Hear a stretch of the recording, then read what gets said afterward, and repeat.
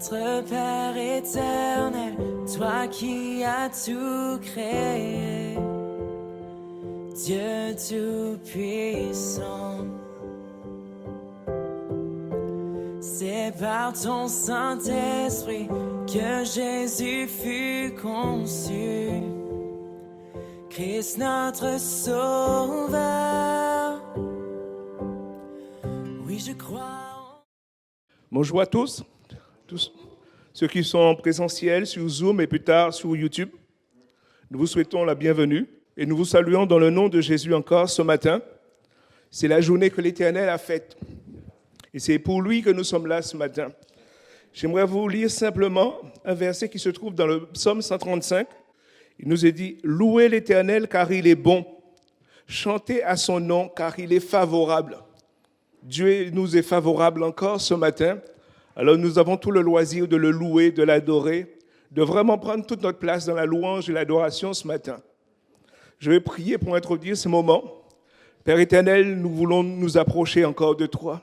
Ta parole nous dit que tu nous es favorable.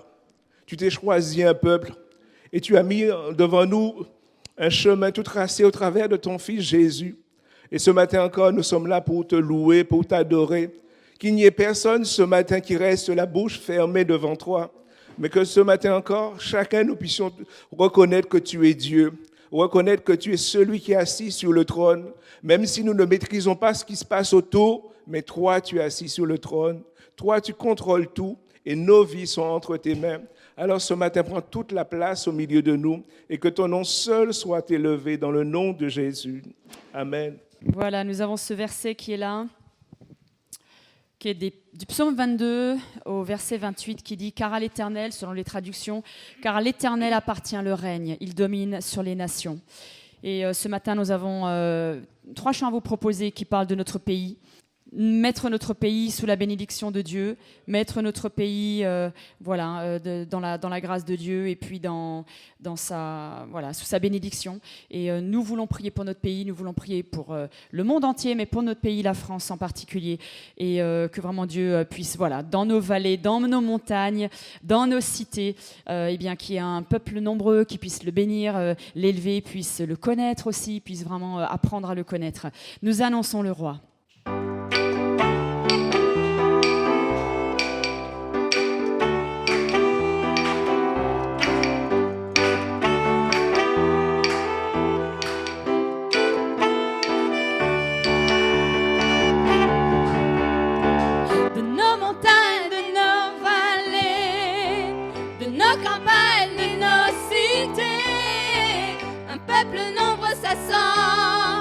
Pour louer Dieu et proclamer ensemble qu'il est le Créateur, qu'il fait de nous sa demeure pour être sel et lumière. Dieu nous appelle à servir sur la terre. Nous annonçons le roi, alléluia, nous proclamons son nom sur ce pays. Nous célébrons sa gloire, nous chantons sa victoire et nous vivons les dons de son esprit. Nous annonçons le roi, alléluia, nous proclamons son nom sur ce pays. Nous célébrons sa gloire, nous chantons sa victoire, nous élevons le nom de Jésus-Christ. Le roi rassemble son armée, l'ennemi tremble sous ses pieds. La victoire est assurée si nous marchons unis à ses côtés. Oh, la foi est notre bouclier et sa parole notre épée. Ses armes nous sont données pour tenir ferme et tout supporter. Nous annonçons le roi, alléluia, nous proclamons son nom sur notre pays. Nous célébrons sa gloire, nous chantons sa victoire et nous vivons le don de son esprit. Nous annonçons le roi, alléluia, nous proclamons son nom sur ce pays, la France. chantons sa victoire. Nous élevons le nom de Jésus-Christ, nous annonçons le roi. Alléluia, nous proclamons son nom sur ce pays, la France. Nous célébrons sa gloire, nous chantons sa victoire. Nous élevons le nom de Jésus-Christ. Amen, merci Seigneur Jésus. Nous continuons sans rupture sur Jésus est Seigneur de cette nation.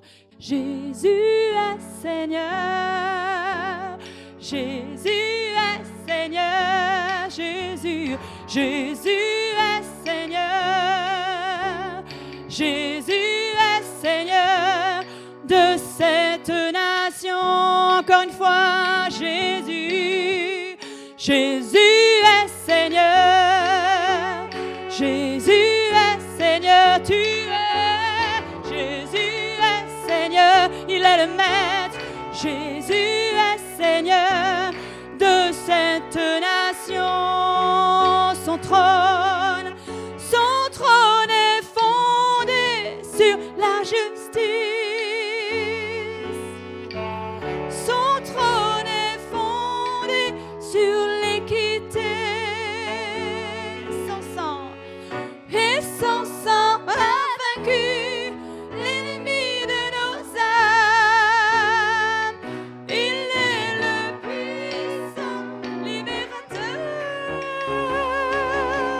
Jésus est Seigneur, Jésus est Seigneur, Jésus est Seigneur, Jésus est Seigneur de cette nation. Jésus est Seigneur, Jésus est, oh tu es le maître, tu es le maître de nos dirigeants de cette nation. Son trône est fondé sur la justice.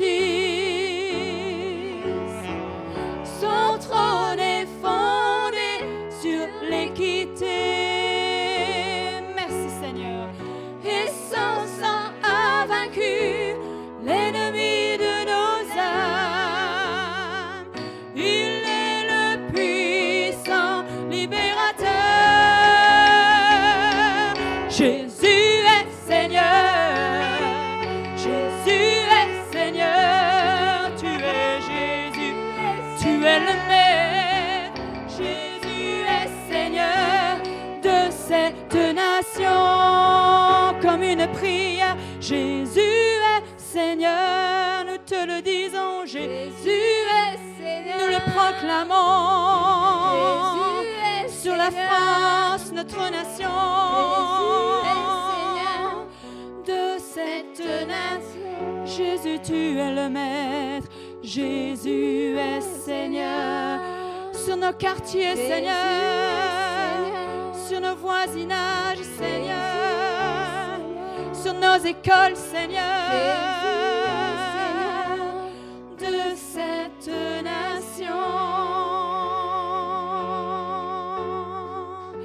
Nous te bénissons, Jésus. Merci pour ce pays. Merci, Seigneur, pour ce pays libre. Merci, Jésus. T'adorons, Seigneur Jésus. Merci pour ce pays, ce beau pays que tu nous as donné, Seigneur. Si varié, si magnifique, Seigneur mon Dieu, dans sa nature, dans ses paysages.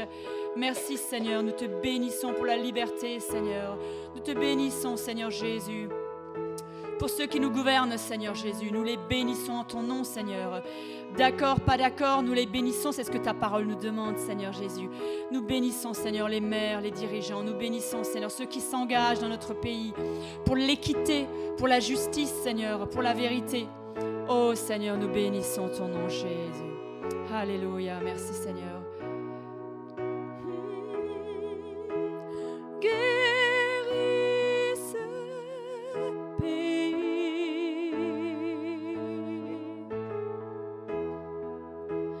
Guéris ce pays. Il y a des souffrances aussi, Seigneur Jésus.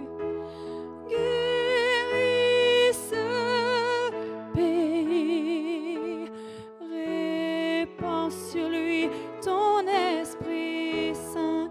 Nous allons juste chanter ce refrain pour vraiment demander au Seigneur de guérir là aussi il y a besoin. De réconciliation, de guérison sur tellement de niveaux, nous le savons.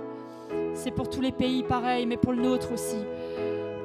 Sur des souffrances passées, des agissements, des décisions passées, politiques ou autres. Seigneur Jésus, et dans la situation actuelle, Seigneur, nous avons besoin de ta guérison, de quelque chose de doux, Seigneur, sur chaque habitant. Seigneur, alors nous te demandons, Seigneur Jésus, guéris ce pays. Guéris ce pays, Jésus. Guéris ce pays. Répands sur lui ton Esprit Saint. Oh, guéris ce pays, Jésus.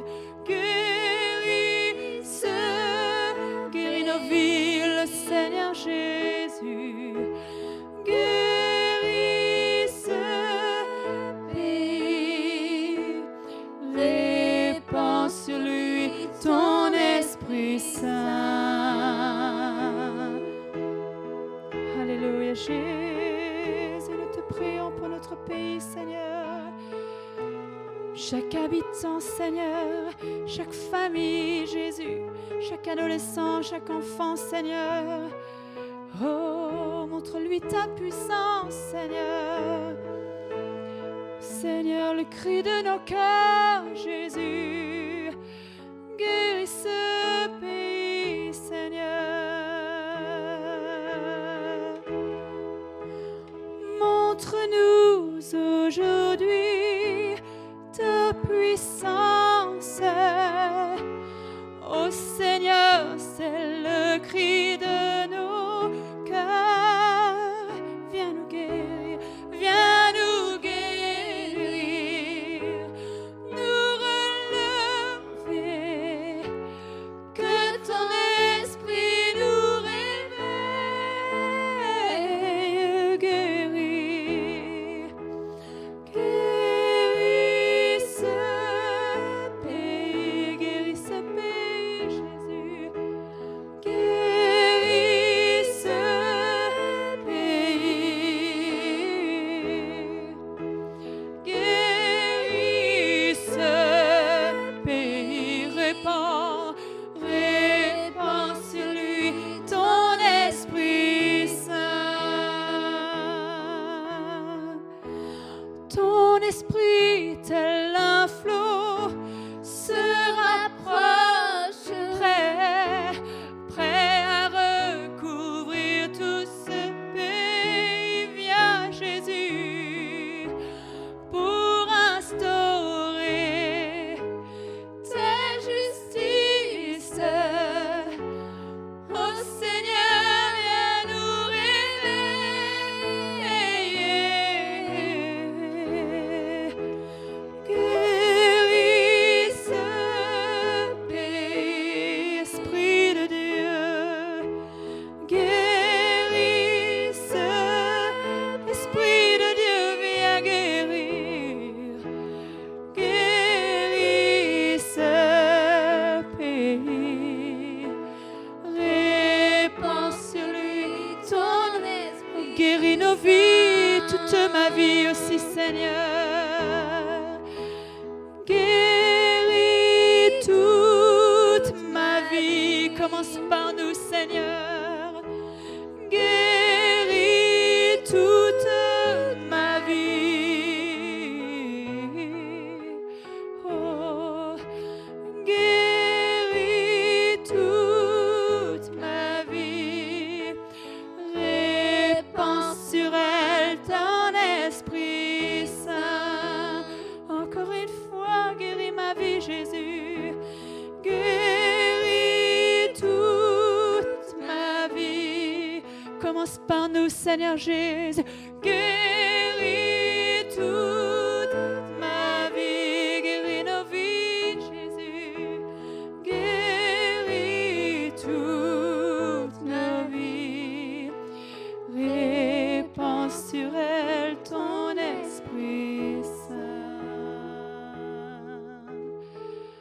Alléluia, Jésus. Nous te remettons, Seigneur Jésus, nos vies en premier, Seigneur Jésus. Nous remettons nos vies, Seigneur Jésus, toutes les guérisons nécessaires, Seigneur Jésus. Merci, Seigneur, merci parce que c'est ce que tu veux faire. C'est ce que tu fais, Seigneur Jésus. Oh, Seigneur, étape après étape, Seigneur, tu bénis nos vies, Jésus, tu les guéris, tu les restaures, Seigneur. Fais briller, Seigneur, mon Dieu, vraiment ta face, Jésus-Christ, sur nous. Et merci, Esprit de Dieu, parce que tu travailles en profondeur. C'est toi qui es là avec nous et tu travailles en profondeur. Oh, Seigneur Jésus, merci, Seigneur Jésus.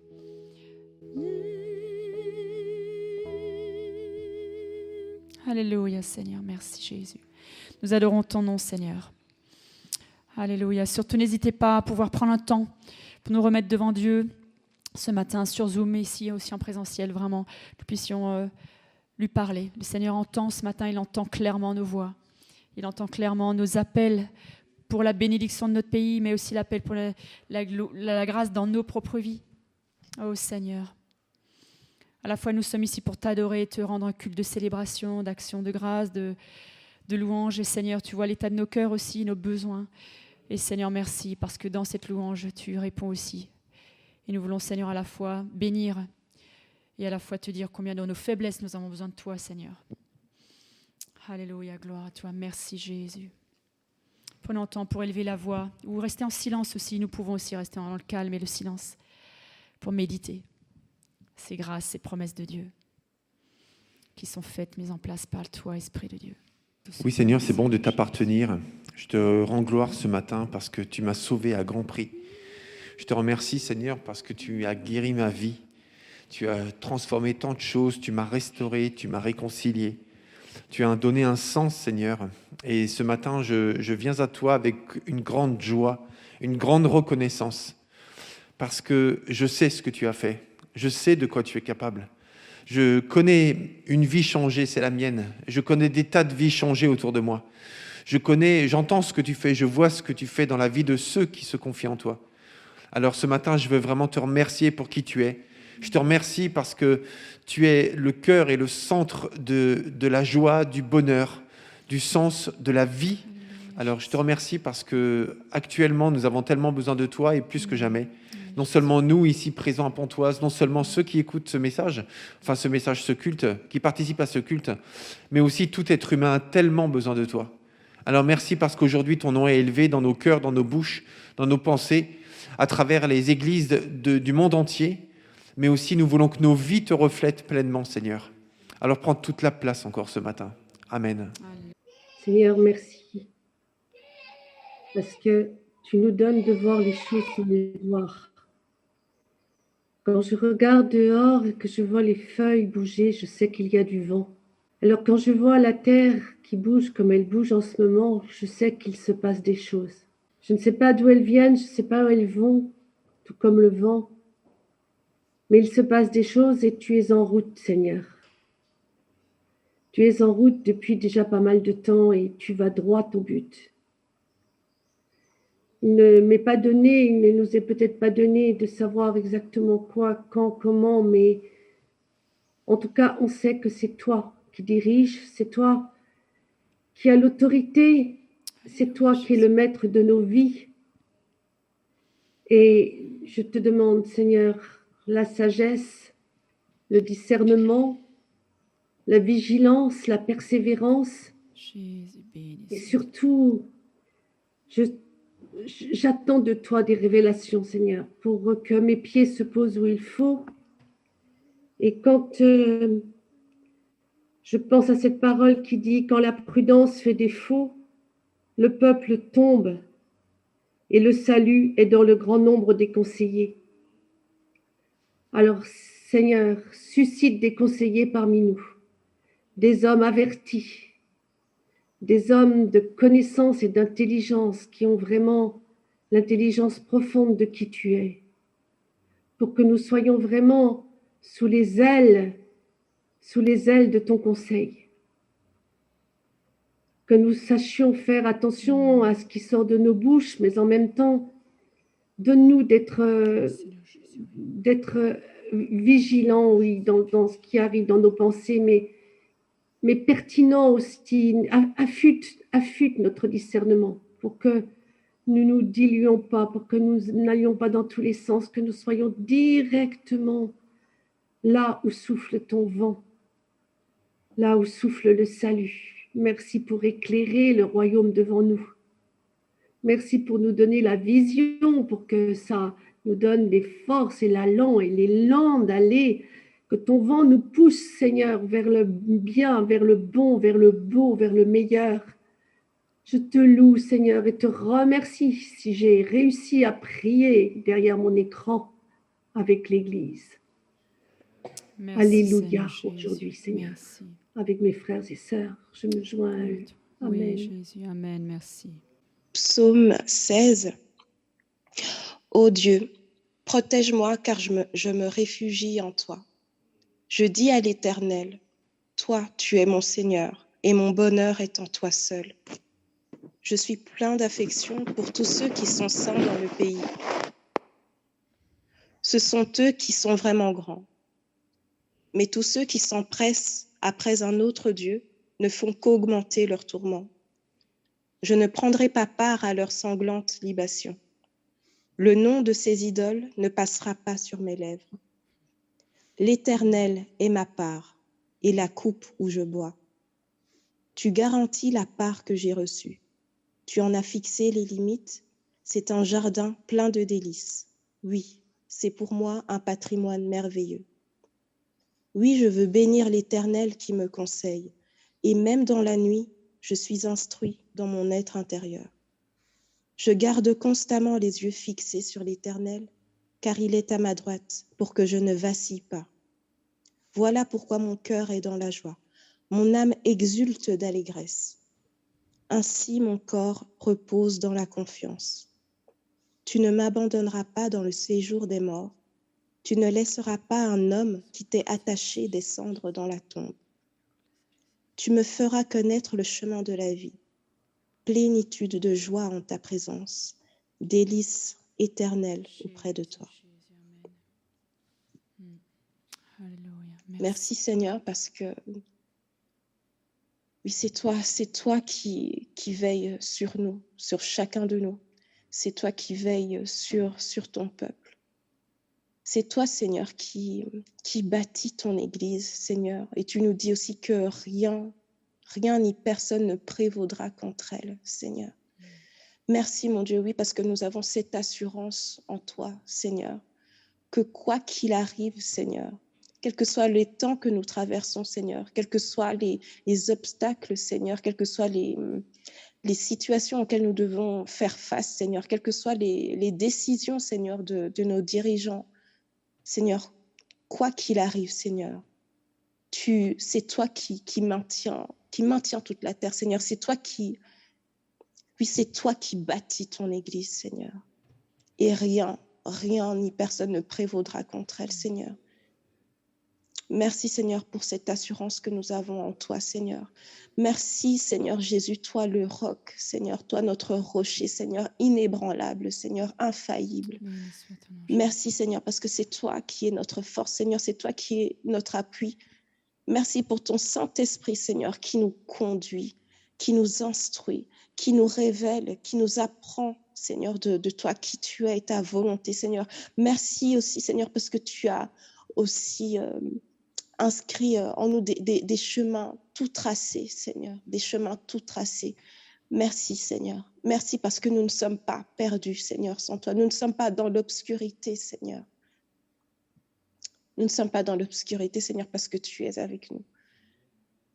Merci, Seigneur. Reçois toute la gloire au nom de Jésus. Amen. Amen. Éternel, Papa, je te bénis, je te remercie, je te glorifie. Vraiment, merci pour la grâce et la joie d'être réunis, Seigneur, quels que soient les moyens, la distance. Tu nous réunis par ton esprit, Dieu Saint, et je te bénis parce que nous sommes conduits à te prier pour la France, pour nos voisins, nos amis, nos familles. Nous te prions pour la France ce matin, mais nous te glorifions surtout pour la France. Je te remercie. Je suis venu t'adorer, te glorifier ce matin avec mes frères et sœurs parce que tu es un Dieu tellement rempli d'amour, tellement rempli de patience, C'est vrai que tu reviens, nous ne savons pas quand, comme disait Brigitte, tu prends ce chemin et nous ne savons pas où tu en es précisément, mais tu reviens, tu l'as promis, Seigneur Dieu puissant. Et en même temps, me revenait, quand j'entendais ces passages partagés, ces prières, Dieu Saint, ta parole qui nous dit que tu laisses pousser le bon grain et l'ivraie en même temps, Seigneur. Et tu les laisses pousser, ça c'est ton mystère, c'est ta sagesse. Tu nous l'as dit même pendant cette semaine de jeûne et de prière, Dieu glorieux. Tu fais pousser le bon grain et l'ivraie en même temps. Mais à un moment donné, Seigneur Dieu Tout-Puissant, tu as aussi décidé que tu reviendrais, que tu enlèverais ton Église, que tu exercerais ton jugement, parce qu'à un moment, ces choses-là vont venir, Dieu Saint. Mais tu es patient, tu nous aimes, tu as encore de la patience, tu as encore de la compassion, tu as encore de l'amour, Seigneur mon Dieu, pour celles et ceux qui ne te connaissent pas. Et je te bénis de cet amour, Dieu Saint. Je te bénis pour ton cœur, Dieu glorieux, parce que nous-mêmes, nous sommes au bénéfice de ton amour. Et je te loue, je te remercie pour toutes celles et ceux qui rentrent encore, qui rentrent dans la bergerie, que tu sauves, que tu travailles, dont tu travailles les cœurs, Dieu Saint. Je te bénis pour ton œuvre, Dieu Saint. Je te bénis de nous utiliser modestement les uns les autres, individuellement ou en tant qu'Église, pour porter ce témoignage de Jésus-Christ vivant, Jésus-Christ ressuscité, Jésus-Christ Dieu qui nous aime, et de la possibilité d'avoir une vie totalement nouvelle. Une vie qui est selon toi, une vie qui est remplie de grâce, Seigneur. Alors, qui n'est pas facile toujours, mais qui est remplie de toi. Et ça fait tellement la différence. Alors, je te loue, je te bénis, Dieu, Papa, pour qui tu es et pour ce que tu fais. À toi soit vraiment tout honneur pour ton œuvre, dans les cœurs. Alléluia, Dieu. Amen, merci Jésus. Comment expliquer et comment décrire un amour si grand, si puissant, que rien ne peut le contenir. C'est vrai, Jésus, merci. Tu sais mes espoirs, Seigneur, tu sais mes craintes. C'est vrai, Jésus. Et mes mots sont bien trop petits pour dire tout l'amour que j'ai pour toi. Alors entends mon cœur, mon esprit qui te loue. Entends le chant d'amour d'un enfant racheté. Je prendrai mes faibles mots pour te dire quel Dieu merveilleux tu es. Je ne pourrai pas te dire combien je t'aime. Alors entends mon cœur. Si tout comme la pluie, les mots pouvaient couler. Et si j'avais l'éternité, je ne pourrais pas l'exprimer. Mais dans les battements de mon cœur, tu entendras toujours. Merci. Merci pour la vie, pour la vérité et pour le chemin. Alors entends mon cœur, mon esprit qui te loue. Entends le chant d'amour d'un enfant racheté. Je prendrai mes faibles mots pour te dire quel Dieu merveilleux tu es. Et je ne pourrai pas te dire combien je t'aime. Alors entends mon cœur.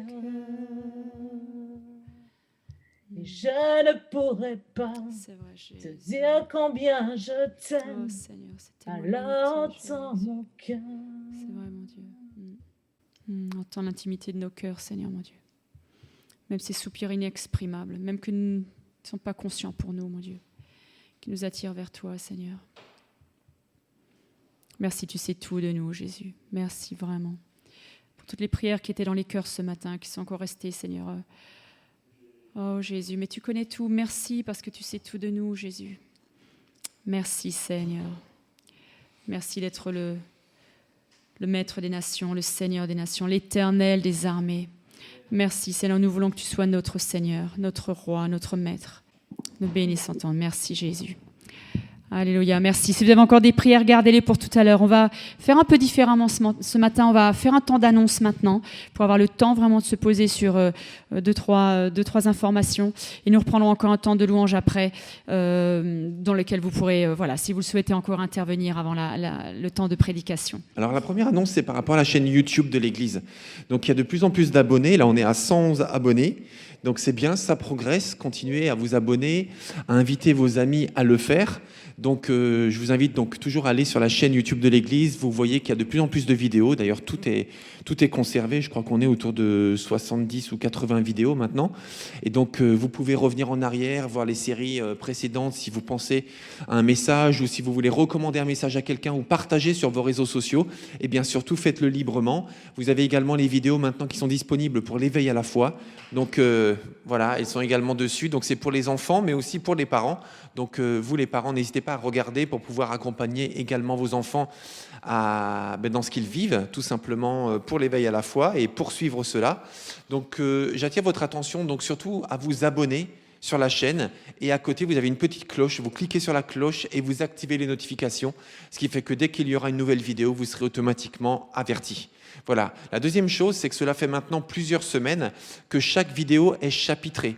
Donc je ne sais pas si vous l'avez remarqué, peut-être que vous ne connaissez pas cette fonction sur YouTube, mais sur votre support, que ce soit le téléphone ou l'ordinateur, eh bien en dessous, il vous suffit juste en dessous de l'image, vous avez le son avec le chrono, et juste à côté, eh bien vous avez marqué un mot. Et vous cliquez sur ce mot et là vous avez sur la droite eh bien tout simplement l'ensemble des chapitres qui s'affichent.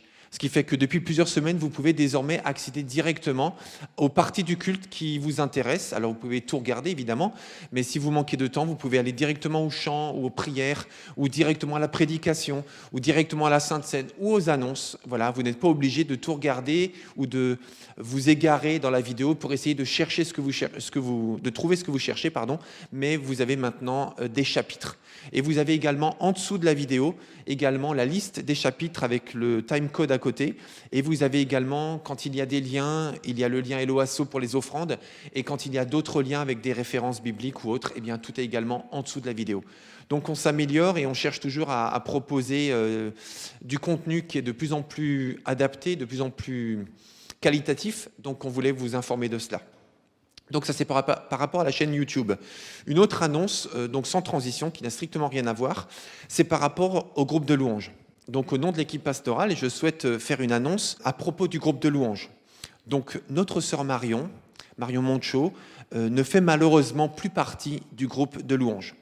Elle a choisi de vivre en concubinage avec son fiancé malgré nos mises en garde et propositions pour trouver d'autres solutions afin d'éviter cela. 5 éléments importants qui sont fondés sur de nombreux passages bibliques, mais le temps nous manque ce matin pour les développer. Il y a quand même 5 éléments importants pour comprendre cette décision. La première, c'est que chacun est aimé et sa liberté est respectée. Donc ça, c'est le préalable. Chacun peut faire les choix qui sont les siens et les choix de chacun sont respectés. Deuxièmement, Dieu a un plan avant et après le mariage. Troisièmement, en tant que chrétiens, nous avons un témoignage à porter et en tant que leader, un rôle d'exemplarité. Donc ça, c'est un point aussi très important. Quatrièmement, l'intégrité est indispensable. Nous devons nous aider les uns les autres à être cohérents entre nos paroles et nos actes. Et ça, c'est vrai, bien sûr, pour tout le monde. Et enfin, pour terminer, l'Église doit valoriser l'entièreté de l'Évangile, y compris lorsque cet évangile nous bouscule. Les enseignements de la Bible, de Jésus et de la Bible en général sont là pour nous défier, parfois pour nous bousculer, et pas nécessairement pour nous réconforter dans nos choix. Donc Marion et son fiancé Trey sont bien sûr les bienvenus dans l'Église. Nous les aimons et nous prions pour eux. Voilà, je voulais vous informer de cela. très important que tout soit transparent. Donc, puisqu'on parle de couple, eh bien, c'est Alpha Couple. Vous avez reçu normalement un SMS cette semaine qui vous invite à vous inscrire ou à partager autour de vous cette possibilité de s'inscrire à un parcours pour pouvoir prendre du temps tout simplement pour son couple.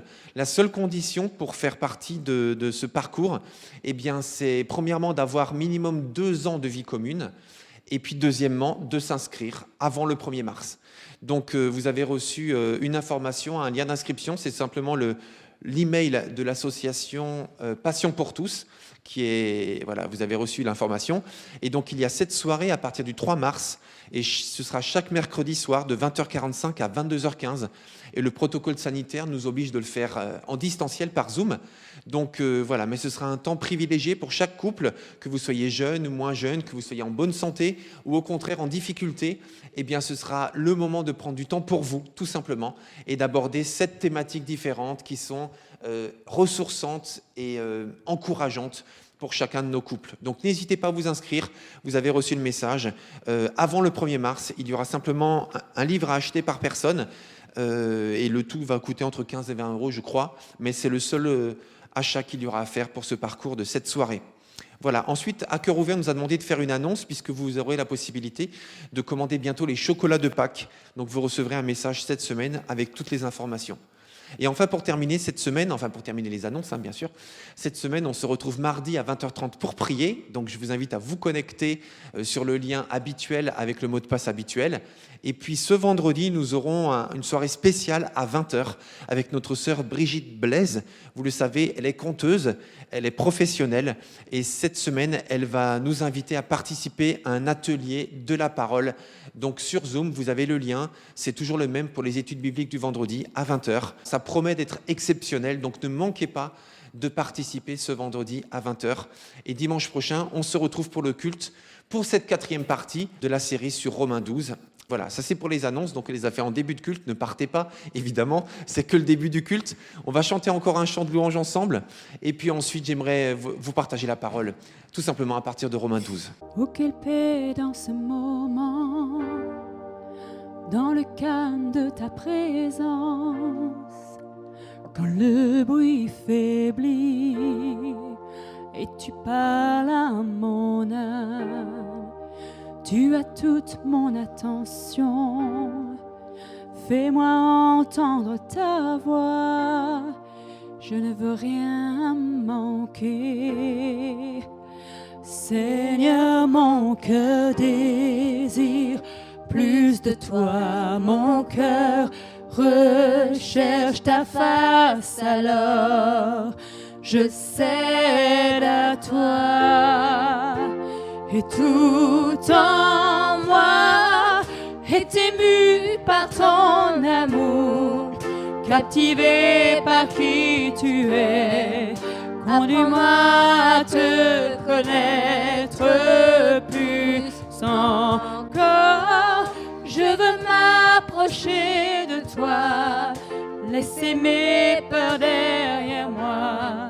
Seigneur, viens toucher ma vie à nouveau. Oh, oh, oh, oh, oh, oh. Comme le soleil à l'aurore, comme la brise dans la nuit, ta paix me restaure. Tu me donnes la vie, il n'y a aucune hésitation dans ton amour, ton affection, rien n'est comparable. Seigneur, mon cœur désire plus de toi, mon cœur recherche ta face, alors je cède à toi. Tout en moi est ému par ton amour, captivé par qui tu es. Conduis-moi à te connaître plus encore. Je veux m'approcher de toi. Laissez mes peurs derrière moi. Seigneur, viens toucher ma vie à nouveau.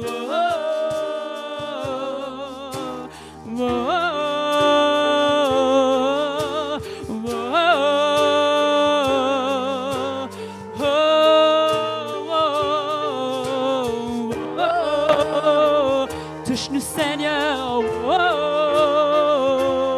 Seigneur.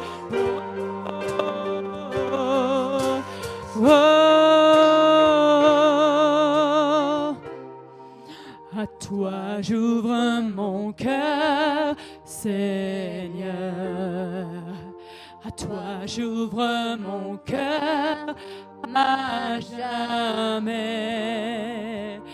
Fais ce que tu seul sais faire, Jésus. Jésus, viens régner dans ma vie. À toi j'ouvre mon cœur, Seigneur. À toi j'ouvre mon cœur à jamais. Fais ce que toi seul sais faire. Jésus, viens régner dans ma vie.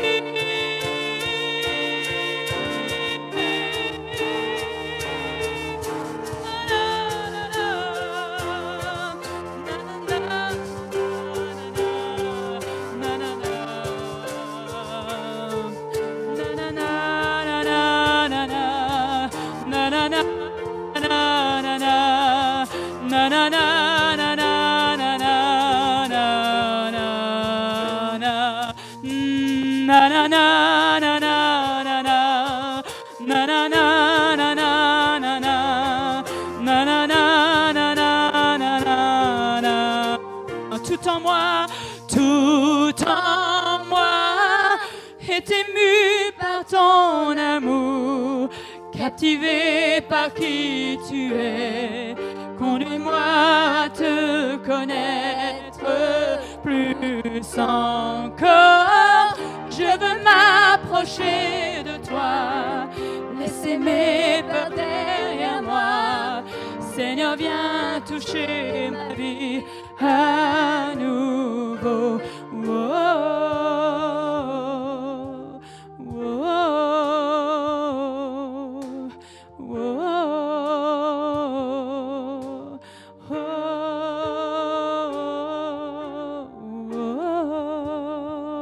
Touche-nous, Seigneur.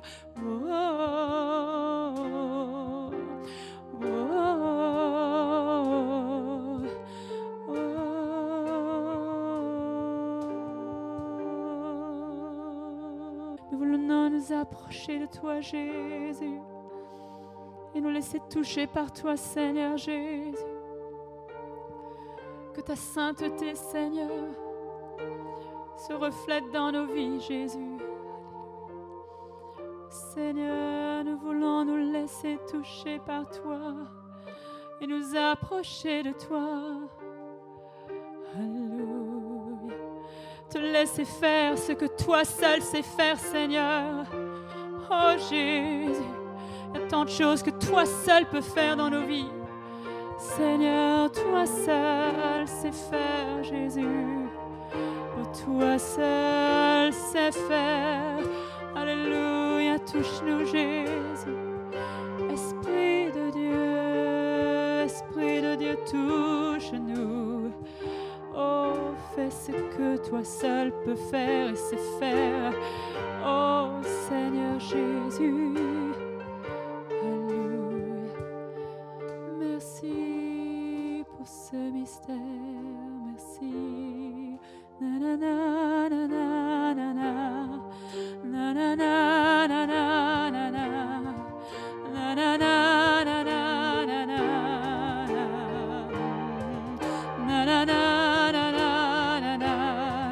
Na na na na na na na. Na na na na na na na. Tout en moi est ému par ton amour, par qui tu es.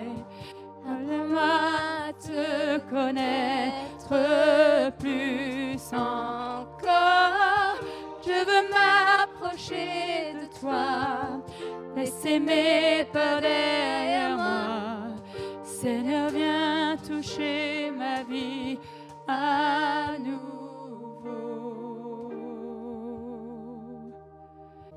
Père éternel, je voudrais vraiment venir vers toi et te remercier. Vraiment, je voudrais te remercier pour le Dieu merveilleux que tu es, car tu es toujours présent avec nous chaque jour, à chaque instant. Seigneur, vraiment, je voudrais te demander de nous aider à ne laisser aucune idole prendre ta place dans nos vies. Seigneur, c'est vrai que parfois on n'a même pas l'impression que ce sont des idoles, on n'a même pas l'impression que c'est mauvais, parce que c'est vrai que l'ennemi est sournois, l'ennemi est malin et il agit petit à petit en infiltrant des choses qui n'ont pas de mal en soi, mais qui prennent trop de place, qui deviennent mauvaises, qui deviennent une menace pour notre foi, pour notre relation, pour notre communion avec toi. Mais Seigneur, l'ennemi, aussi puissant peut-il être, est toujours moins puissant que toi, car il est puissant, mais tu es tout puissant. Il est puissant, mais tu es tout puissant, et tu es toujours là avec nous. Tu ne nous laisses jamais, tu nous l'as promis. Alors Seigneur, que ton nom soit élevé, mon Dieu. Amen. C'est vrai, pourrait-on rêver d'une plus belle transition pour la prédication de ce matin sur Romains 12, cet appel à la consécration, cet appel à la maturité, qu'avec un chant qui nous appelle à vouloir plus de toi, Seigneur. Merci au groupe de louanges, merci à chacun d'entre vous, merci pour vos prières, vous nous bénissez tant quand vous élevez la voix, vous nous permettez de vous rejoindre aussi et puis de nous adresser à Dieu tout simplement. Donc merci à chacun. Donc je le rappelle, le thème c'est une vie nouvelle ou une nouvelle vie, comment concrètement à travers Romains 12.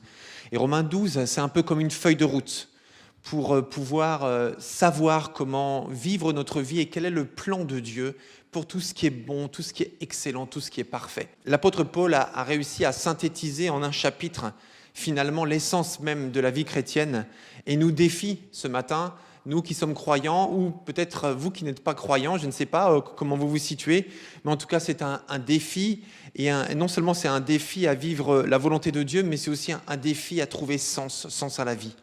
Donc je vous invite à prendre tout simplement votre Bible dans Romains 12 et on va lire ensemble du verset 1 au verset 3 tout simplement. Patrick, c'est possible d'avoir la main sur le diaporama, s'il te plaît. Merci beaucoup. Donc Romains 12, verset 1 à verset 3. Voilà, je vous laisse trouver le texte. Je vous invite donc, frères, à cause de cette immense bonté de Dieu, à lui offrir votre corps comme un sacrifice vivant, saint et qui plaise à Dieu. Ce sera de votre part un culte spirituel.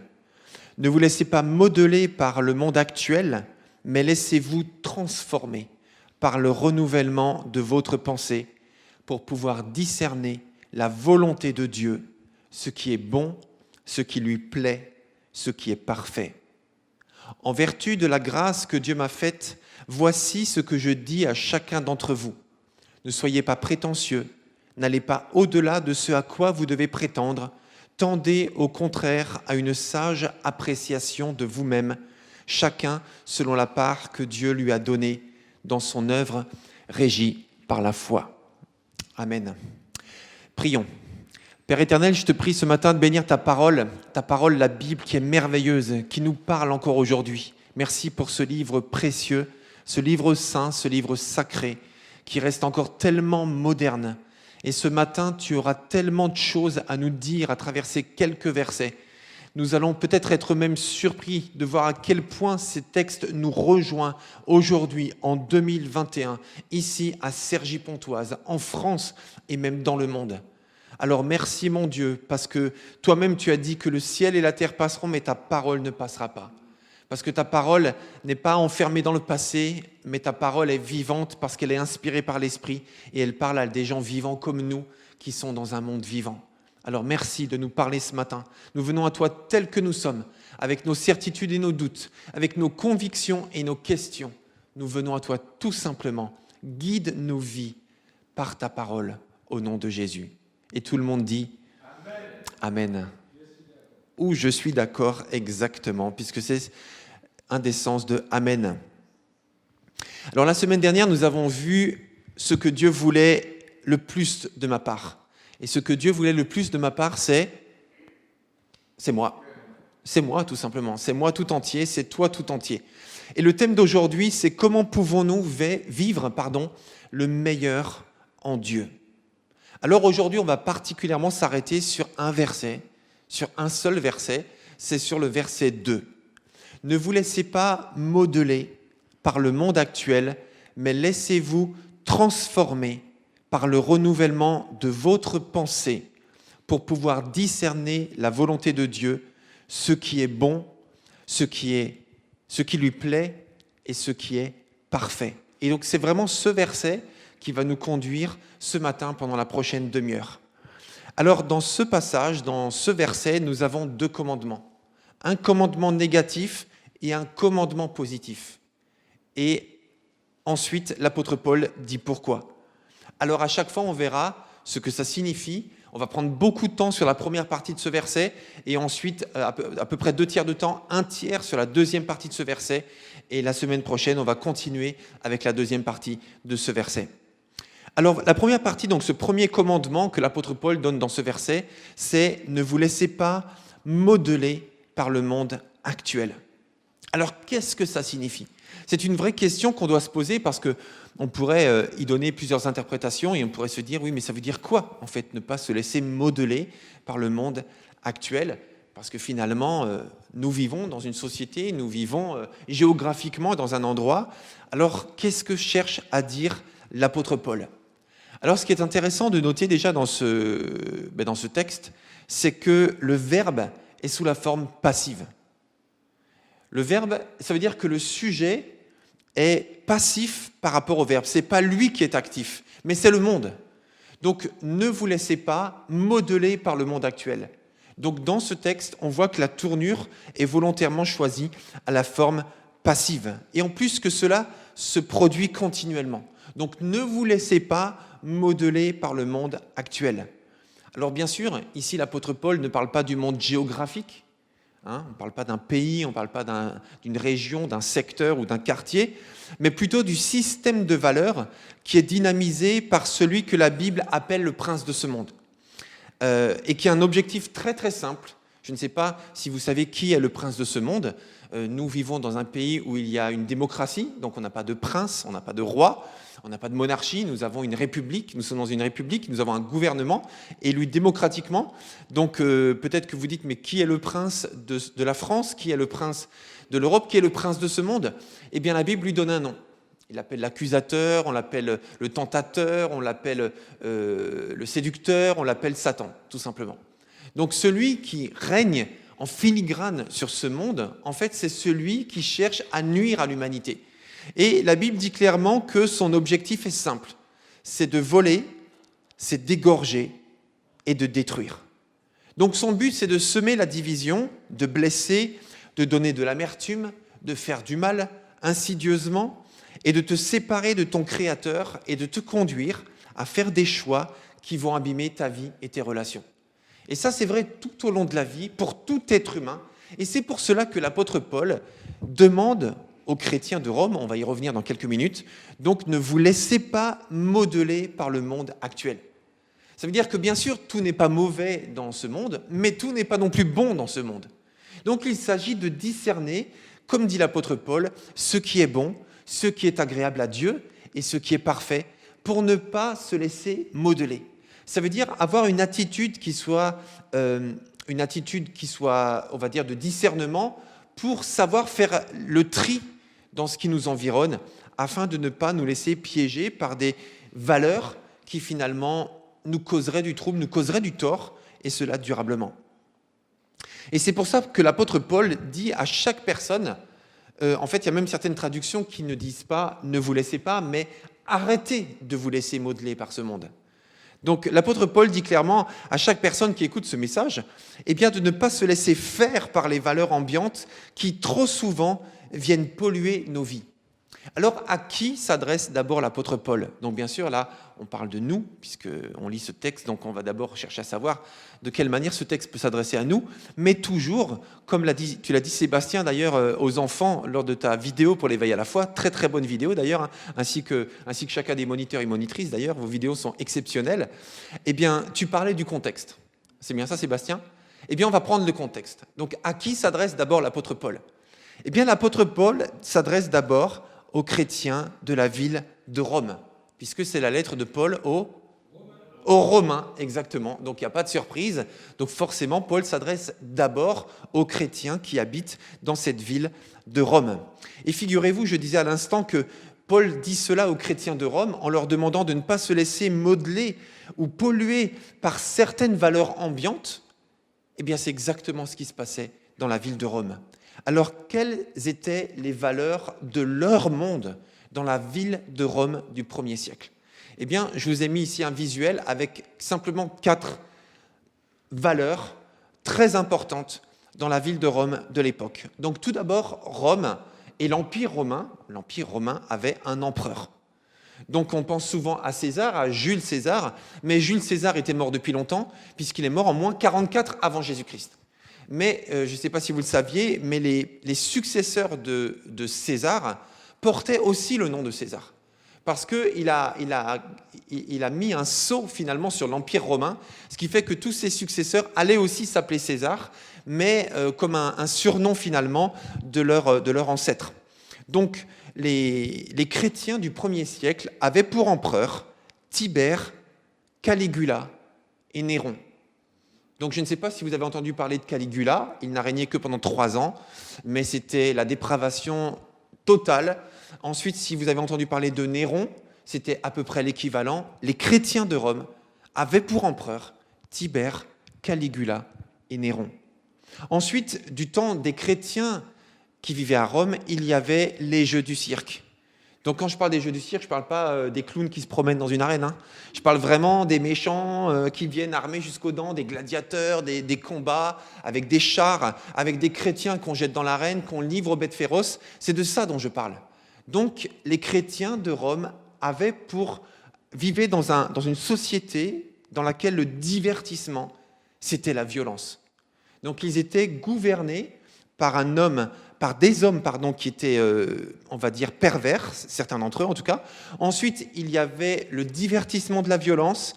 Et puis, en plus, donc là, c'est la 3e image, 3e pictogramme.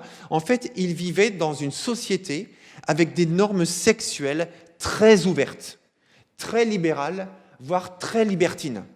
Alors, je me suis renseigné, bien sûr, pour ne pas extrapoler ou dire de bêtises ou quoi que ce soit. Eh bien, j'ai passé beaucoup de temps à chercher, tout simplement, quelles étaient les normes sexuelles de l'Empire romain du 1er siècle. Et là, j'ai appris que toute forme de pratique sexuelle était possible. Et à peu près toutes étaient valables et peu d'entre elles étaient condamnées par la loi. Il y avait quand même des règles, il y avait quand même des normes. Et j'ai notamment lu dans un article de l'Express d'il y a quelques années qui faisait, comment on peut dire, un reportage sur une partie du musée archéologique national de Naples qui a un secteur qui s'appelle le cabinet secret. Et jusqu'à l'an 2000, en fait, ce secteur de ce musée était interdit au public et n'était réservé qu'à des visites très très particulières, très précises, parce que c'est un secteur qu'on pourrait appeler un secteur de la pornographie de l'époque. Et dans ce quartier, dans le coin de ce musée, donc qui est ouvert au public depuis 2000, je le rappelle, malgré tout, il y a des vases, des dessins et bas-reliefs sexuellement explicites trouvés lors des fouilles de Pompéi et d'Herculanum notamment, et qui met en avant toutes les pratiques sexuelles du 1er siècle dans la ville de Rome. Donc, à l'époque, puisque je développe un petit peu volontairement, puisqu'on n'a pas souvent l'occasion de parler de ce sujet-là, et j'en parlerai aussi tout à l'heure pour notre culture d'aujourd'hui, eh bien, la sexualité de l'époque avec la matrone, donc, qui était l'épouse, avait un rôle uniquement procréateur. Ça veut dire que les hommes, dans la culture de Rome du 1er siècle, en tout cas aux chrétiens à qui s'adresse l'apôtre Paul, eh bien, la culture, c'était pour les hommes d'avoir une épouse pour avoir des enfants, mais d'avoir une femme à côté. Et c'était tout à fait admis, c'était pas du tout caché ni interdit. Et cette femme, c'était une prostituée, c'était une maîtresse, c'était une esclave qui avait pour but simplement de donner du plaisir aux hommes. Et ça, c'était normal. aucun homme ne se cachait pour aller dans une maison close. La violence sexuelle avec des personnes de rang inférieur était admise également dans les relations. Les relations entre hommes étaient courantes, y compris avec des jeunes garçons. D'ailleurs, le prix Goncourt de 2002, Pascal Quignard, qui a écrit un livre qui s'appelle « Le sexe et l'effroi », a écrit dans son livre « Ni Grecs ni Romains n'ont jamais distingué hétérosexualité ni homosexualité ». Ça veut dire qu'il n'y avait pas réellement de normes sexuelles au temps des Grecs et des Romains du 1er siècle. Et ça, c'est intéressant quand même de le savoir et de le dire, puisque c'est à ces chrétiens, c'est aux chrétiens de cette société-là que l'apôtre Paul écrit en disant « Ne vous laissez pas modeler par le monde actuel ». Alors, je ne sais pas si vous le savez, mais les chrétiens du 1er siècle étaient appelés chrétiens. Ce n'est pas eux-mêmes qui se donnaient ce nom, mais c'était leurs contemporains qui les ont appelés les chrétiens, parce qu'ils étaient connus non pas pour ne pas respecter César, mais pour ne pas vouer un culte à l'empereur César. Donc il y avait un culte à l'empereur, il y avait les jeux du cirque, il y avait des normes sexuelles très ouvertes, et en plus, il y avait aussi de l'esclavage. 80%, en tout cas c'est un chiffre que j'ai trouvé, 80% des habitants de Rome du 1er siècle étaient des esclaves. Dans le droit romain du 1er siècle, les esclaves sont considérés comme des biens, au même titre que des meubles, et n'ont aucune personnalité morale. Contrairement aux citoyens romains, ils peuvent être soumis à des châtiments corporels, à l'exploitation sexuelle, à la torture et à des exécutions sommaires. Alors pourquoi je vous dis tout ça ? Eh bien, je vous dis tout ça parce que les chrétiens du 1er siècle de Rome vivaient dans une culture, dans une société dans laquelle tout cela était reconnu comme normal. C'était légal et c'était normal. Et dans ce contexte-là, eh bien, Paul dit, toi qui vis à Rome, ne te laisse pas modeler par le monde actuel.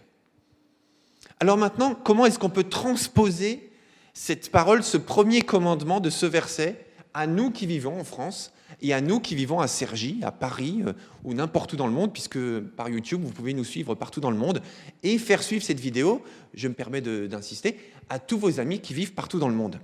Donc toi qui vis à Cergy, toi qui vis à Paris, toi qui vis en France, comment peux-tu comprendre cet appel de Dieu à travers l'apôtre Paul ? Ne vous laissez pas modeler par le monde actuel. Eh bien, tout comme pour les chrétiens de Rome, c'est un appel clair à être séparés des valeurs de ce monde qui ne sont pas compatibles avec la sainte volonté de Dieu. C'est-à-dire que être chrétien, c'est premièrement donner à Dieu ce qu'il veut plus que tout. Et ce qu'il veut plus que tout, on l'a vu la semaine dernière, c'est quoi ? C'est nous, exactement. C'est toi, c'est moi. Donc, être chrétien, c'est premièrement donner à Dieu ce qu'il veut le plus que tout. Ça veut dire toi tout entier, moi tout entier. Et si toi et moi voulons vivre le meilleur de Dieu, ou le meilleur en Dieu plutôt, il nous faut vivre séparés de certaines valeurs de ce monde. Et quand je dis même certaines, je devrais dire plutôt des valeurs de ce monde, puisque selon le langage biblique, les valeurs de ce monde, ce ne sont pas les bonnes choses qu'il y a dans ce monde, mais ce sont les choses qui sont contraires à la volonté de Dieu. Donc on n'a pas parlé d'une certaine forme, on a pas mal parlé d'une certaine forme, d'une certaine façon de vivre la sexualité dans la Rome antique, mais restons un peu sur le sujet dans le Cergy moderne. Alors, je prends un peu de temps pour parler du sujet. Pourquoi ? Parce que ce n'est pas forcément un sujet qu'on aborde souvent. Et quand on parle de ne pas se laisser modeler par le monde actuel, on est obligé d'en parler et de prendre du temps là-dessus. Parce qu'il y a une grande gêne de parler du sujet. En particulier, je trouve qu'on a même l'impression que le sujet de la sexualité nous a échappé à nous chrétiens. Comme si aujourd'hui, on n'osait plus rien dire. Comme si aujourd'hui, avec des lobbies qui interviennent assez virulemment dans les médias, on a peur de dire ce que l'Évangile dit, ce que la Bible dit sur la sexualité selon Dieu, parce qu'on a peur d'être attaqué, d'être contredit, d'être considéré comme rétrograde, comme décalé ou comme homophobe, simplement en disant ce que Dieu dit dans la Bible. Il y a des voix de certains lobbies qui crient si fort pour ne plus genrer les personnes, pour ne plus genrer les sexualités, au point que finalement, comme pour la Rome antique du 1er siècle à qui s'adresse l'apôtre Paul à travers les chrétiens, eh bien on a l'impression qu'aujourd'hui aussi tout est possible. Et tout ou presque tout est au même niveau. Aujourd'hui en France, toutes les sexualités légales, j'entends bien, je dis bien légales, toutes les sexualités légales sont considérées comme équivalentes. Aujourd'hui, on a l'impression qu'on ne peut plus parler de normes hétérosexuelles, mais que toutes les sexualités légales sont au même niveau.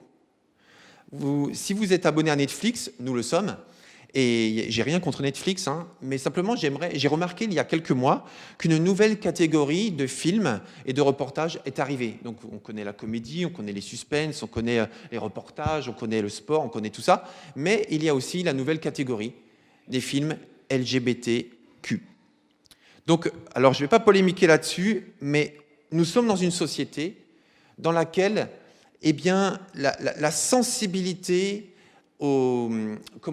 à la multiplicité des possibilités d'orientation sexuelle est très grande.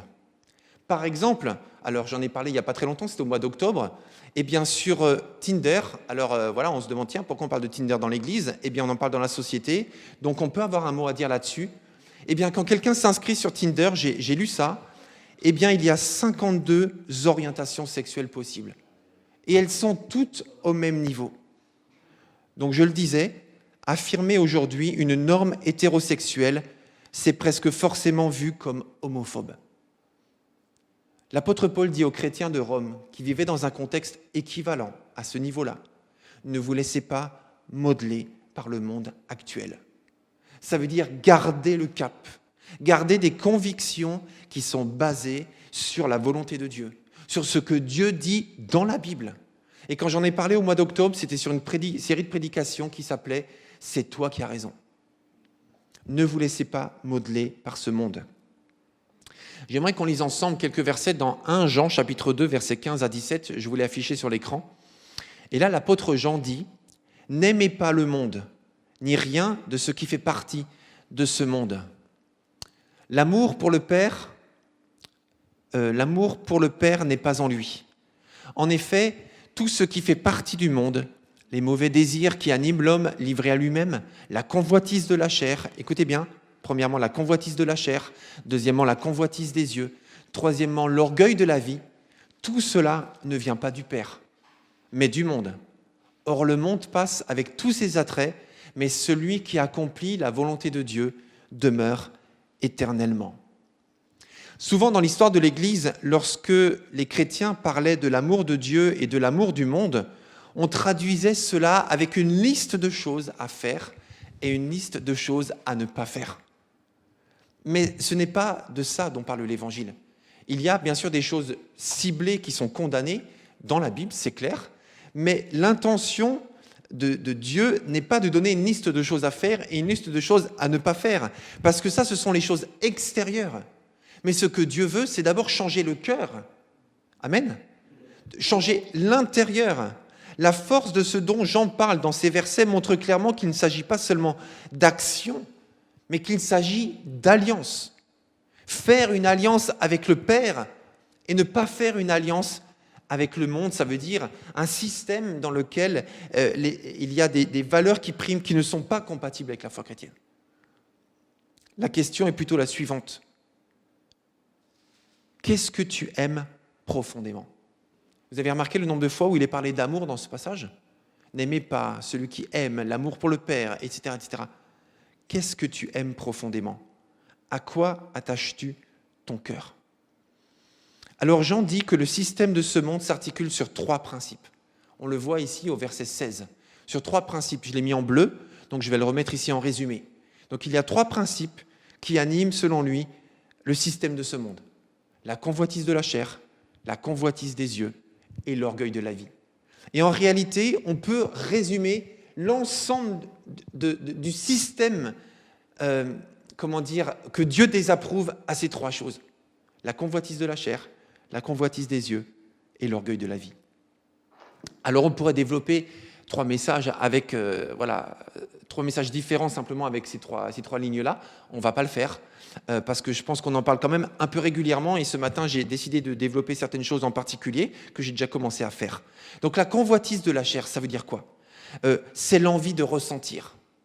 C'est le profond désir que nous avons de ressentir du plaisir.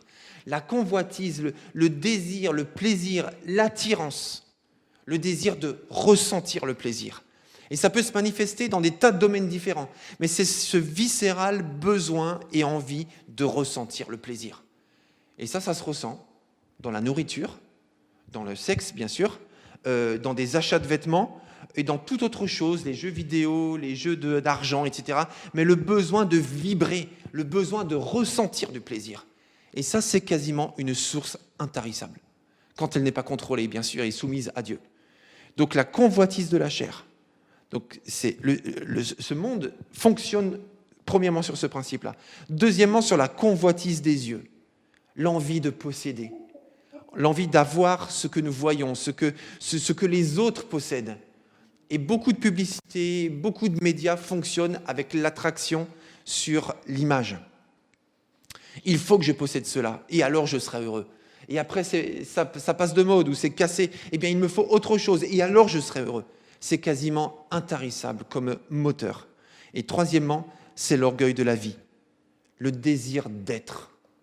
Il faut que je sois quelqu'un, il faut que je sois reconnu, le besoin de reconnaissance. Et ces trois besoins sont totalement naturels en fait, mais ils sont exacerbés dans la société, comme si le bonheur dépendait de cela. Ces besoins sont naturels, ils sont humains, mais sans Dieu, eh bien, ce sont des moteurs qui en demandent toujours plus, sans jamais être à satiété. Quelqu'un a résumé ces trois axes, ces trois principes de la façon suivante. En fait, en gros, c'est le sexe, le salaire et le statut social. Le sexe, le salaire et le statut social. Et moi, il y a une vidéo, je trouve, qui résume tellement bien la convoitise de la chair, la convoitise des yeux et l'orgueil de la vie. C'est cette vidéo qui a fait le buzz il y a quelques mois de cela. Alors, je ne sais pas si vous la connaissez. Vous, président, vous avez déjà vu cette vidéo ou pas ? Ok. Bon, tous vos enfants et tous vos ados ont tous vu cette vidéo, sachez-le. Et cette vidéo a fait un buzz terrible. Salut à toi, jeune entrepreneur. Si aujourd'hui je me permets de te contacter, c'est parce que j'ai quelque chose de très important à te dire. Savais-tu que 95% des richesses de ce monde sont entre les mains de 5% de la population ? Alors, est-ce que tu préfères continuer à faire pitié en demandant de l'argent de poche à ta grand-mère pour prendre le bus, ou me rejoindre et commencer très rapidement à faire beaucoup d'argent simplement avec ton téléphone et pouvoir peut-être avoir accès à ce genre de véhicule de luxe qui se trouve derrière moi ? Je pense que la question, elle est vite répondue. Alors, bisous. Voilà, en gros, le message qui accompagne cette vidéo. Alors, je ne sais pas si l'auteur, que je ne nommerai pas, s'attendait à ce que son message passera même dans une église. Mais pourquoi je parle de ça ? Parce que ça, c'est une vidéo virale qui a été vue par des millions de gens au point où il en a fait depuis des dizaines. Et aujourd'hui, il a même passé des contrats avec des grandes enseignes pour faire de la publicité, pour vous dire. Et ce message est basé sur quoi ? Sur la convoitise de la chair, sur la convoitise des yeux et sur l'orgueil de la vie. Avoir de l'argent, vite et rapidement, être quelqu'un, avoir un statut social et enfin posséder des voitures et avoir du succès, parce que d'autres vidéos parlent beaucoup du succès avec les femmes, etc., etc. Mes amis, c'est une industrie entière de plusieurs milliards de dollars qui se gave avec nous tous en se nourrissant de nos insécurités, de notre besoin de reconnaissance, etc. Et ça, c'est vieux comme le monde. L'apôtre Paul dit « Ne vous laissez pas modeler par le monde actuel ». C'est vieux comme le monde. Il n'y a rien de nouveau en réalité. Dans Jérémie, au chapitre 2 et au verset 13, Dieu parlait à travers son prophète en disant « Mon peuple a commis un double mal. Il m'a abandonné, moi, la source d'eau vive. Et il s'est creusé des citernes fendues et qui ne retiennent pas l'eau. » Là, nous sommes plusieurs siècles avant Jésus-Christ, plusieurs siècles avant ce que Paul a écrit aux chrétiens de Rome. Nous sommes des dizaines de siècles avant notre ère, avant notre époque, pardon. Et déjà, la situation était exactement la même. Et c'est pour cela que Dieu a dit dans Ésaïe chapitre 55, « Venez à moi, vous tous qui avez soif, et arrêtez de vous creuser des citernes crevassées qui ne retiennent pas l'eau. » Si nous basons notre vie, tout simplement, si nous basons notre vie sur la convoitise de la chair, sur la convoitise des yeux et sur l'orgueil de la vie, eh bien nous investissons du temps, de l'énergie, de l'argent et des relations sur des citernes fendues qui fuient et qui ne gardent pas l'eau. Et nous ne serons jamais heureux. Alors comment vivre le meilleur en Dieu? Premièrement, en refusant de se laisser modeler par ce genre de valeurs. Le Seigneur nous amène aujourd'hui dans cette série sur Romains 12 pour nous ramener au cœur de la vérité, au cœur de la véritable spiritualité, au cœur du bonheur. Et l'apôtre Paul nous donne ces 2 commandements. Premièrement, ne vous laissez pas modeler par le monde actuel, un commandement négatif. Et deuxièmement, un commandement positif. Commencez à vous laisser transformer par le renouvellement de votre pensée. Et là, nous arrivons donc à ce deuxième point, se laisser transformer. Alors, qu'est-ce que ça signifie, se laisser transformer? Il n'est pas parlé de changement, simplement. Il n'est pas parlé d'adhérer simplement à des principes. Il n'est pas parlé non plus d'avoir une nouvelle religion. Mais l'apôtre Paul dit « laissez-vous transformer ». Le mot est très fort, parce que le terme grec qui est utilisé pour parler de cette transformation, c'est le mot métamorphose, métamorphosis. Et l'apôtre Paul parle clairement de la transformation d'une chenille, pas toujours très jolie, disons-le, en un magnifique papillon. C'est la métamorphose. Donc laissez-vous transformer. Et l'apôtre Paul parle de ce processus qui est de passer d'un état, d'une personne à une autre personne. Laissez-vous transformer. Cette transformation progressive qui commence à l'intérieur et qui se voit ensuite à l'extérieur. Et est-ce que vous avez remarqué aussi que la tournure de la phrase est également au passif? Ne vous laissez pas modeler par le monde actuel, mais laissez-vous transformer. Et dans les 2 cas, le sujet est au passif. Ça veut dire que moi, je ne dois pas me laisser transformer par ce monde, mais je dois me laisser transformer par Dieu. C'est quand même intéressant de noter que les deux tournures de phrases sont au passif. Et pourquoi l'apôtre Paul dit « laissez-vous transformer par Dieu » ? Eh bien parce que cette transformation, c'est avant tout l'œuvre de Dieu. Il y a un chant que nous chantions, peut-être pas vous, mais moi je le chantais en tout cas, qui disait « Pas plus qu'un léopard ne peut changer sa peau, pas plus qu'un homme ne peut changer de couleur, pas plus qu'un poisson ne peut vivre hors de l'eau, tu ne peux pas changer ton cœur. » Laissez-vous transformer par Dieu. Il y a des choses que seul Dieu peut faire. Et c'est au sujet du verbe de choisir qui il va laisser modeler sa vie. Est-ce que je vais laisser Dieu modeler ma vie ou est-ce que je vais laisser ce système de valeurs intarissable de ce monde laisser modeler ma vie? Mes amis, lorsque l'apôtre Paul dit « laissez-vous transformer », il est en train de dire que c'est une coopération totale entre Dieu et moi. Une coopération totale. Je choisis de me laisser transformer. N'est-ce pas? Vous êtes d'accord? Je choisis de me laisser transformer. C'est un choix. Je ne suis pas victime, je ne subis pas, je ne suis pas prisonnier, parce que je choisis de me laisser transformer par Dieu. Alors la question, elle est vite répondue. Par qui je vais me laisser transformer? La question à me poser, c'est « suis-je modelé par le monde ou suis-je modelé par la parole ?» Alors imaginons un instant, et je vais m'arrêter dans 3-4 minutes, imaginons un instant que tu te retrouves sur un chemin. Et sur ce chemin, tu es au milieu de ce chemin, et à ta gauche et à ta droite, il y a quelqu'un avec un porte-voix. Et il y a 2 voix qui crient très très fort. Une voix sur la gauche qui crie avec les valeurs de ce monde, possède, possède, possède, accumule, accumule, impressionne, impressionne. Et de l'autre côté, sur la droite, eh bien, tu as l'autre voix, celle de Dieu, en Jésus-Christ, qui dit « donne, donne, donne, sois authentique, aime les autres, abandonne-toi à moi, et moi je transformerai ta vie. » C'est comme si on se retrouvait au milieu avec ces 2 voix qui crient très très fort. Mais en réalité, ça ne se passe pas comme ça. En réalité, ces 2 voix ne sont pas positionnées comme ça. En réalité, il y a une voix qui est à l'extérieur de moi et il y a une voix qui est à l'intérieur de moi. Et cette voix qui est à l'extérieur de moi, c'est la voix de ce monde extérieur. C'est la voix qui cherche à attirer ton attention, à stimuler tes sens pour te séduire et t'amener à la convoitise de la chair, à la convoitise des yeux. Et le troisième point, c'était quoi? À l'orgueil de la vie, voilà, c'est ça. Donc ça, c'est une voix qui est extérieure à toi. Mais la voix de Dieu, elle est intérieure à toi.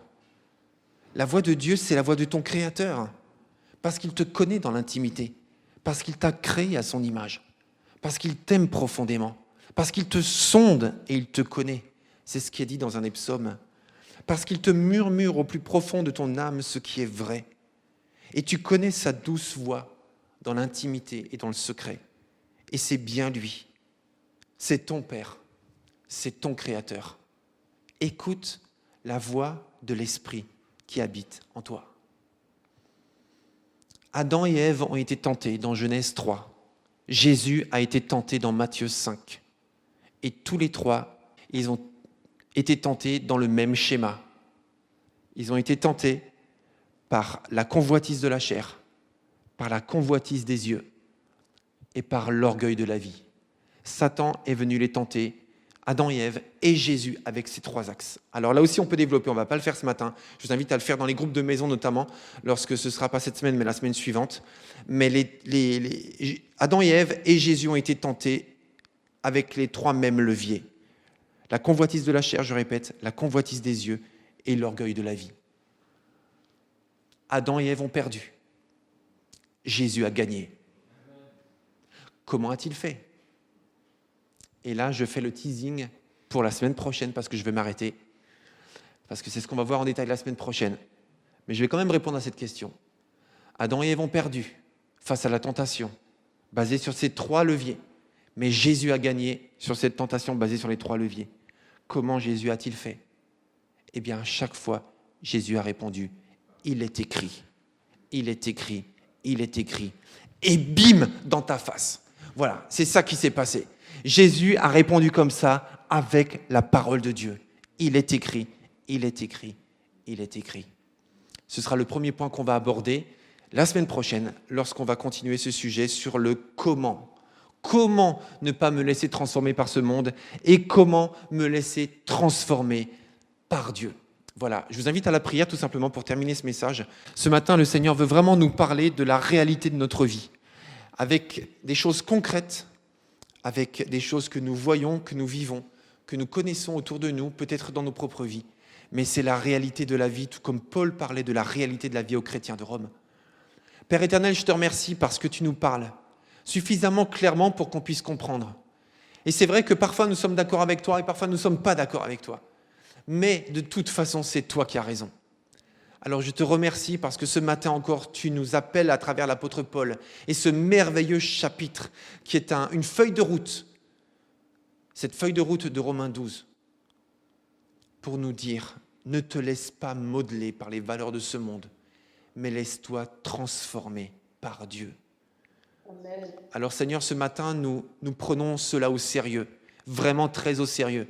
Et nous sommes défiés dans notre société à discerner ce qui vient de toi et ce qui ne vient pas de toi. Et parfois, ça nous demande un discernement aigu pour pouvoir faire le tri parce que les voix sont tellement fortes et tellement nombreuses et tellement régulières pour nous répéter les mêmes choses qui des fois sont contraires à ta volonté qu'il faut du discernement pour faire le tri. Et ensuite, il faut du courage pour tenir droit et pour tenir debout face à ces choses qui semblent tellement normales, universelles, que de s'y opposer, c'est être pris pour quelqu'un de dérangeant, pour quelqu'un de bizarre. Alors il faut du courage pour tenir ferme et rester appuyé sur la vérité que tu nous donnes dans ta parole. Alors guide-nous encore par ton esprit, parce que c'est ce que nous voulons au plus profond de notre être, parce que nous savons et nous avons tous pu vérifier dans des tas de domaines que si nous basons notre vie sur l'orgueil de la vie, sur la convoitise de la chair et sur la convoitise des yeux, eh bien ces trois domaines-là sont intarissables et nous restons insatisfaits. Alors nous voulons nous laisser transformer par toi, du plus profond de notre cœur.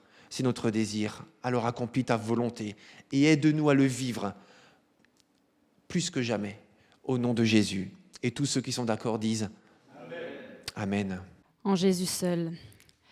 Ça va être notre chant de conclusion. Si vous êtes chez vous et que vous souhaitez vous lever, vous mettre debout, voilà, c'est une bonne chose aussi de pouvoir déclarer les choses avec assurance. En Jésus seul est mon espoir, ma lumière, ma force. Et le chant se développe avec 3 strophes, 4 strophes même, je crois. Et c'est une bonne chose qu'on puisse développer ce chant avec des paroles qui peuvent nous conduire à bien réfléchir à ce que Jésus représente pour nous. Amen.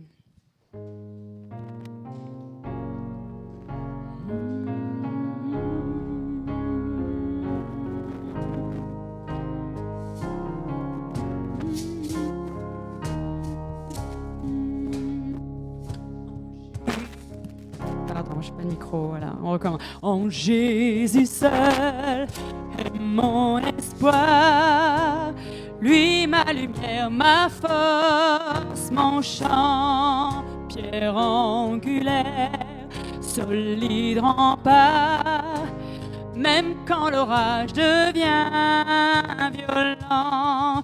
Oh quel amour, oh quel espoir, les luttes cessent, la peur se tait, nous réconfort, mon plus grand bien. Dans l'amour du Christ, je me tiens. En Jésus seul, Dieu s'est fait chair. Dans un enfant, oh quel mystère, ce don d'amour, de sainteté, haï par ceux qu'il vient sauver.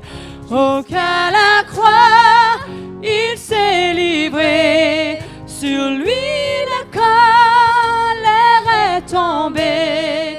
Tous mes péchés, il les a pris, par la mort de Jésus, je vis.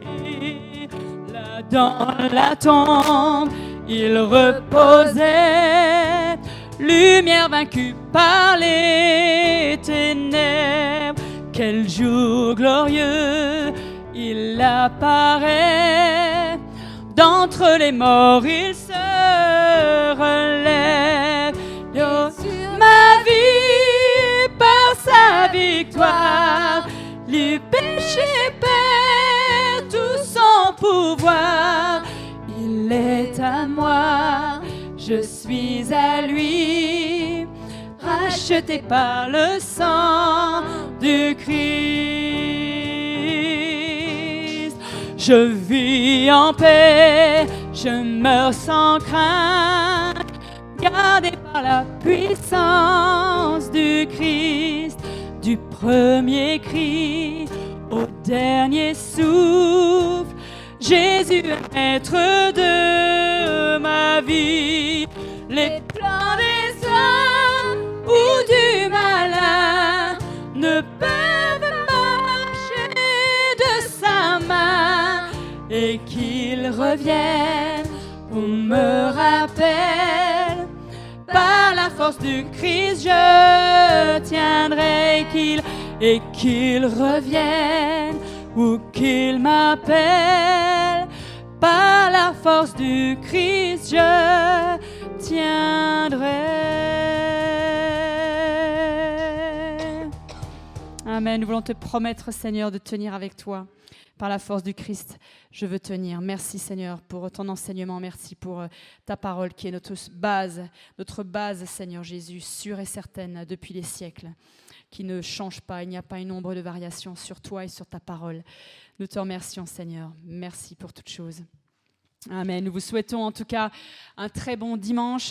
Il y a un beau soleil aussi en extérieur, alors n'hésitez pas à pouvoir sortir, profiter de la nature, profiter d'un printemps qui commence tout doucement à pointer de son nez, et que vraiment, voilà, soyez bénis dans vos familles, soyez bénis seuls, soyez bénis là où vous êtes, et voilà, que aussi cette semaine de travail, cette semaine quelle qu'elle soit, ou de vacances pour certains, eh bien, soit une bénédiction pour vous.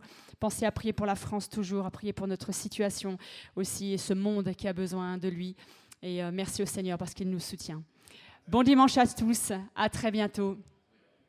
Oui, je crois à la vie éternelle, je crois que d'une vierge il est né. Je crois à la communion des saints et en ta sainte Église. Oui, je crois à la résurrection quand Jésus reviendra. Car oui, je crois dans le nom